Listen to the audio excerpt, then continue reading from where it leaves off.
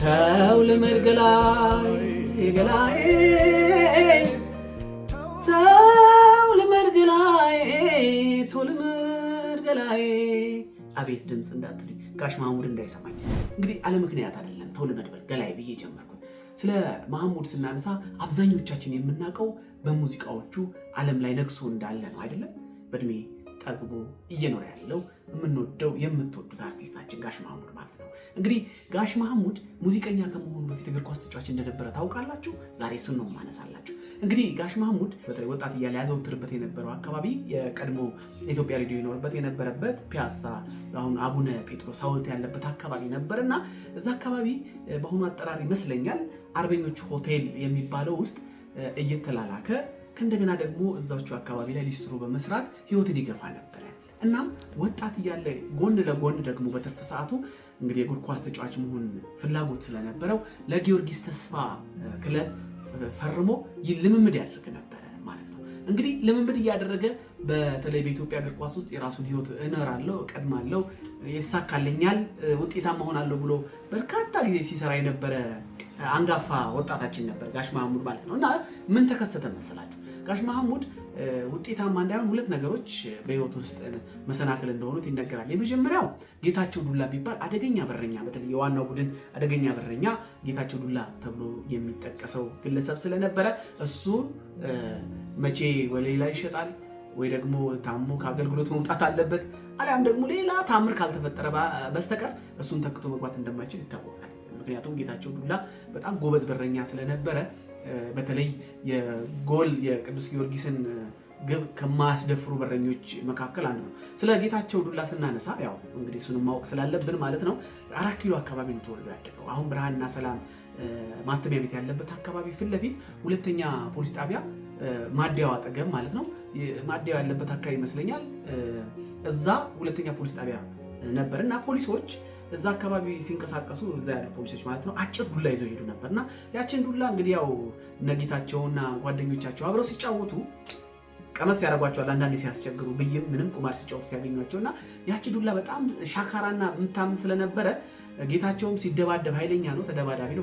በነገራቸው ላይ አክሮባት ጂምናስቲክ የሚሰራ ሰው ነውና በእጁ ሲመታቸው ከፖሊሶቹ ዱላ ጋር ተመሳሳይ ይሆንባቸዋል። ሻካራ ነው እና አጭርም ስለነበር ጌታቸው የፖሊስ ዱላ ነው ብለው ስም አወጡለት እና ጌታቸው በዛ ብይ ሲጫወቱ ካስቸገሩት ድብን ያደርጋቸዋል። ይሄን ምን አይነት ጌታቸው ዱላ ብለው ስም አወጡለት።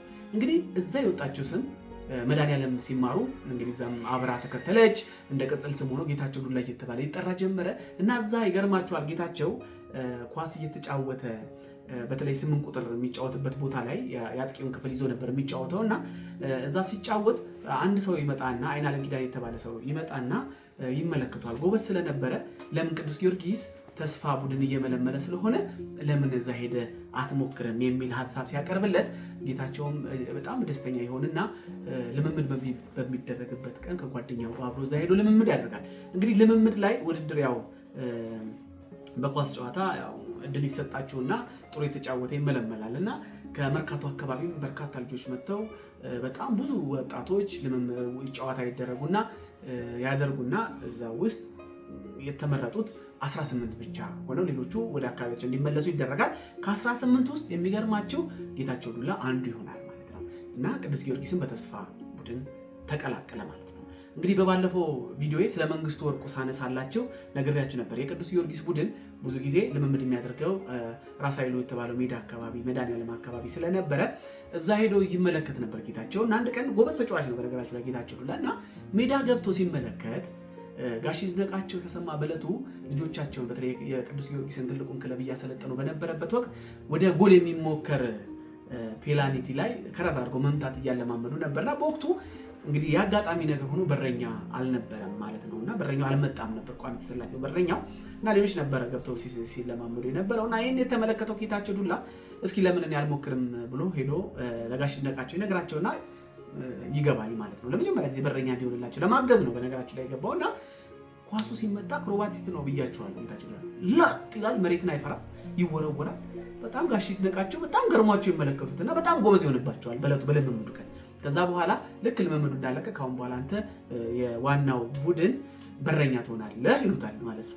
ይሄኔ በቃ ይናደዳል። እንዴት እኔ እኮ በረኛ ልሆን አይደለም የመጣሁት፣ እኔ ህልሜ እግር ኳስን መጫወት ሜዳ ውስጥ መጫወት እንጂ በረኛ መሆን አይደለም በሚል ይከራከርና አኩርፎ ለተወሰነ ቀን ከጠፋ በኋላ በስንታማ ላይ ተመልሶ የቅዱስ ጊዮርጊስ ክለብ በረኛ በመሆን ይቀጥላል። እንግዲህ ጌታቸው ዱላ ትምህርት ቤት የቀጠለችው ስም አዲስ አበባ ስቴዲየም ድረስ ገባች ማለት ነው። እና ጌታቸው ዱላ በጣም ጎበዝና በጣም ተወርዋሪ በረኛ ስለሆነ የትኛውን ከሱ ጋር የሚጫወቱ በተለይ የተቃራኒ ቡድን ተጫዋቾች ቀርበው ዲፌንድ አያደርጉትም፣ አይጠጉትም፣ በርቀት ነበረ የሚመቱት ይባላል። በቃ እግሩ ሰውነቱ ዱላ ስለሆነ በጣም ስለሚያስቸግራቸውና ስለሚያማቸው ተብሎ ሲነገር ሰምቻለሁ። እና ይገርማቸዋል። ጌታቸው ዱላ ማለት እንግዲህ ያ ግለሰብ ነው የቅዱስ ጊዮርጊስ ቡድን በረኛ የነበረው ማለት ነው። በኋላም እንግዲህ ከጌታቸው ዱላ በኋላ እንግዲህ አንዴ ምን ተፈጠረ? በጣም ልምምድ እየተደረገ ባለበት ወቅት ጋሽ መሐሙድ አህመድ እዛው ትሬኒንግ ቦታ ላይ ጨዋታ እያደረጉ ባሉበት ጊዜ ኃይለማርያም ሻሾ የሚባል ተጫዋች ጋሽ መሐሙድን ይሰብረዋል ማለት ነው። ያው በጨዋታ መሃል ግጭት ይፈጠርና ጋሽ መሐሙድ ክፉኛ ይሰበራል። በኋላም ወደ ሆስፒታል ሄዶ እንዲታሽ ከተደረገ በኋላ እንዳገገመ ይነገራል።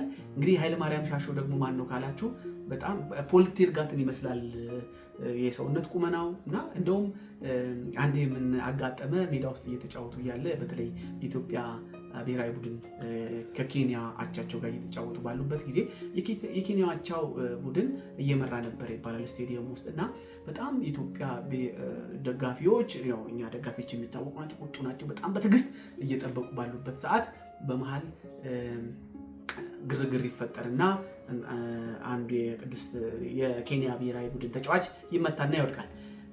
ሰዓት ለመግደል ደግሞ ሌላ ተጨማሪ ጥረት በሚያደርግበት ሰዓት ጋሽ መንጌ መንግስቱ ማለት ነው መንግስቱ ወርቁ በጣም በንዴት እየተናገረ ሳለ የኬንያው አሰልጣኝ ወደ ውስጥ ገብቶ ነገር ሊናገር ሲል ምን ያደርገዋል? አትግባ ብሎ መለስ ሲያደርገው የኬንያ ብሔራዊ ቡድን ተጫዋች መቀየሪያ ቦታ ላይ የነበረው ብድግ ይልና በጣም ተሯሩጦ መጥቶ ከኋላ መንግስቱ በቴስታ ይሄን ጊዜ አስቡት እንግዲህ በሀገራችን ነው የኬንያ ቡድን ነው መጥቶ በዛ ላይ ደግሞ ኳሷን ይዘው እየገደሉ ነው፣ ሰዓት ለመግደል ነው እየተጫወቱ ያለው። እልፍ ብለው ደግሞ እንግዲህ መንጌ ምን ያህል የኢትዮጵያ እግር ኳስ ሌጀንድ እንደሆነና ምን ያህል ህዝቡ እንደሚወደው የምታውቁት ሀቅ ነው። መንጌ ተመታብን። ይህን ሁሉ ተደራራቢ ማጥፋቶችን የተመለከቱ የኢትዮጵያ ብሔራዊ ቡድን ደጋፊዎች አባቴ እየሰነዘሩ ገቡ ማለት ነው ሜዳውን። ከዛ በኋላ በመሃል ጌታቸው ሻሾ ነገር ማነው ኃይለማርያም ሻሾ ነግሬያቸው የለ በቃ መልኩ ስትመለከቱት ማንን ነው ኬንያዊ ነው የሚመስለው እና የብሔራዊ ቡድን ደጋፊዎች እያባረሩ ኬንያኖችን ሲቀጠቅጡ ኃይለማርያም ሻሾ ጋር ይደርሳሉ። ኃይለማርያም ሻሾ ያን ጊዜ ሲመለከት እጅግ በጣም ይደነግጣል። ኧረ እኔ ኢትዮጵያዊ ነኝ ብላቸው ደግሞ አማርኛ የሚናገር ኬንያዊ እያሉ እሱም ዱላው ያርፍበትና በኋላ አምቡላንስ መጥቶ የተጎዱ የኬንያ ብሔራዊ ቡድን ተጫዋቾች እየተጫኑ ሲሄድ ኃይለማርያም ሻሾም አብረው ከኬንያኖቹ ጋር ተጭኖ ወደ ሆስፒታል እንደሄደ የቅዱስ ጊዮርጊስ ክለብ አንድ ወቅት በሚያዘጋጀው የሬዲዮ ፕሮግራም ላይ ሲናገር ሰምቼዋለሁ። እና ኃይለማርያም ሻሾ ማለት ያ ነው እንግዲህ። እና ኃይለማርያም ሻሾ ማንን እንግዲህ ሰበር አልኳችሁ? መሐሙድ አህመድን። እና መሐሙድ አህመድን ከሰበረው በኋላ መሐሙድ አህመድ ከዛ በኋላ ወደ ኳስ ሜዳ ላይመለስ ተስፋ ቆርጦ በዛው ቀረ ጋሽ መሐሙድ ማለት ነው እንጂ ጋሽ መሐሙድ ጎበዝ የእግር ኳስ ተጫዋች በተለይ ጎበዝ ኪፐር እንደነበረ እና ተስፋ የነበረውን ኪፐር እንደነበረ ይነገራል። እንግዲህ ጌታቸው ዱላም ጎበዝ በረኛ ነው። እሱ እንግዲህ ካልተሸጠ መግባት አይችልም። እንደገና ደግሞ ኃይለማርያም ሻሾ እግሩ ላይ ባደረሰበት ጉዳት በሁለቱም ምክንያት ተመልሶ ወደ ኳስ መመለስ አልፈለገም ማለት ነው ጋሽ መሐሙድ። እስቲል የሚገርማችሁ እስካሁን ድረስ ረጅም ሰዓት ቆሞ መድረክ ላይ ፐርፎርም ሲያደርግ ወገቡና እግሩ አካባቢ እንደሚሰማው በአንድ ወቅት ሲናገር ሰምተነዋል። እና ጋሽ መሐሙድ ከዛ በኋላ ኳስ ለምን ብሎ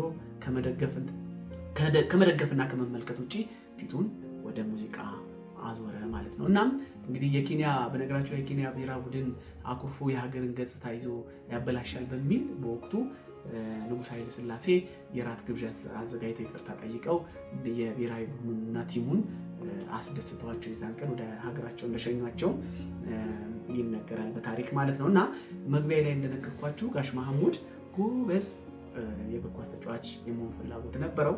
ነገር ግን እሱ ሳይሳካ ቀርቶ እግሩ ስለተሰበረ ስለተጎዳ ከጉዳት በኋላ ወደዛ መመለስ ያልቻለ የኢትዮጵያ የእግር ኳስ ተስፋ የነበረው ግን አሁን እንግዲህ ኢትዮጵያ ደግሞ የሙዚቃው ሌጀንድ ነው። ጋሽ መሐሙድ ወደ ሙዚቃ ህይወት ውስጥ እንዴት ገባ የሚለውን ወደፊት በሰፊው ይዤላችሁ እመጣለሁ። እና የኢትዮጵያው የሙዚቃው ሌጀንድ ጋሽ መሐሙድ አህመድ ጎበዝ የቅዱስ ጊዮርጊስ የተስፋ ቡድን በረኛ እንደነበረ ታሪኮች ይናገራሉ።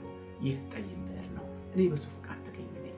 እንግዲህ ከወደዳችሁት ላይክ፣ ኮመንት፣ ሼር እና ሰብስክራይብ በማድረግ ተወዳጁ። በዚህ ዩቲዩብ ቻናል ላይ ደግሞ ሌሎች በብዕር የተሰየሙ አስገራሚ፣ አስደናቂና እንደዚሁም ደግሞ መረጃ የሚሰጡ ታሪኮችን ሁልጊዜ ለእናንተ እናደርሳለን። እናንተ ደግሞ ቤተሰብ በመሆን አብራችሁን እንድትሆኑ አብራችሁን ደግሞ እንድትዘልቁ እጠይቃለሁ። አዲሱ ትውልድ ከብርትና ከእውቀት ብቻ ሳይሆን ከታሪክ፣ ከፍቅር፣ ከስነ ምግባር ጋር ቀይጠን እንስራላለሁ። ጤና ይስጥልን።